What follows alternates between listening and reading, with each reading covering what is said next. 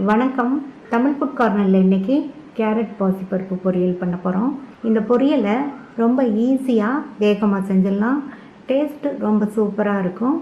எல்லா வகை குழம்பு சாதத்துக்கும் சைட் டிஷ்ஷாக வச்சு சாப்பிட்றதுக்கு ரொம்ப பொருத்தமாக இருக்கும். இப்போ எப்படி பண்ணுறதுன்னு பார்ப்போம். இது வரைக்கும் தமிழ் ஃபுட் கார்னர் சேனலை சப்ஸ்கிரைப் பண்ணாதவங்க சப்ஸ்கிரைப் பண்ணிக்கோங்க. இந்த பேனில் 3 டீஸ்பூன் எண்ணெய் சூடானதும் அதில் அரை டீஸ்பூன் கடுகு பொரிய ஆரம்பிக்குது. 1 டீஸ்பூன் உளுந்து பொன்னிறமாக வரப்பட்டுருச்சு. இது கூட கறிவேப்பிலை, கட் பண்ண ஒரு மீடியம் சைஸ் வெங்காயத்தை சேர்த்துட்டு லேசாக வதக்கி விட்டுக்கோங்க.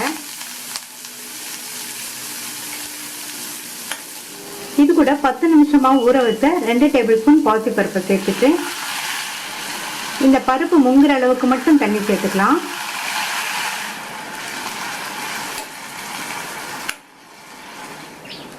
அடுத்து இது கூட 300 கிராம் கேரட்டை கொஞ்சம் சின்ன சின்ன பீசஸாக கட் பண்ணி வச்சுருக்கேன்.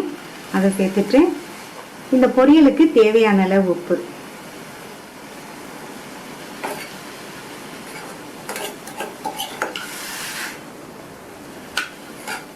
மூடி வச்சுருங்க.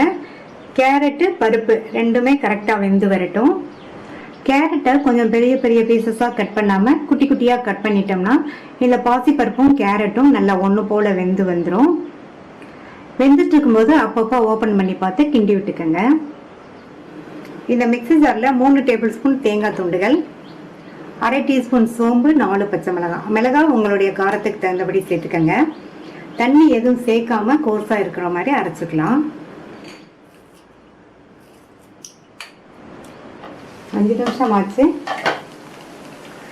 சேர்த்த தண்ணியை வற்றி கேரட் பாசிப்பருப்பு ரெண்டுமே கரெக்டாக அளவாக வெந்திருக்கு. அடுத்து இதில் நம்ம அரைச்ச தேங்காய் கலவை, பொடியாக கட் பண்ண கொத்தமல்லி இலைகள் கொஞ்சம் சேர்த்துட்டு தேங்காய் கலவையை சேர்த்து மிக்ஸ் பண்ணிடாமல் கேரட் பொரியலையே வச்சு இந்த மாதிரி க்ளோஸ் பண்ணிடுங்க. க்ளோஸ் பண்ணிவிட்டு மூடி போட்டு ஸ்டவ் ஆஃப் பண்ணிடுங்க. 2 நிமிஷம் கழித்து நம்ம கலந்து விட்டுக்கலாம். இந்த மாதிரி பண்ணோம்னா இந்த பொரியல் தேங்காய், சோம்பு, கொத்தமல்லி இலை வாசனையோட டேஸ்ட் ரொம்ப சூப்பராக இருக்கும். இப்போ 2 நிமிஷம் ஆச்சு.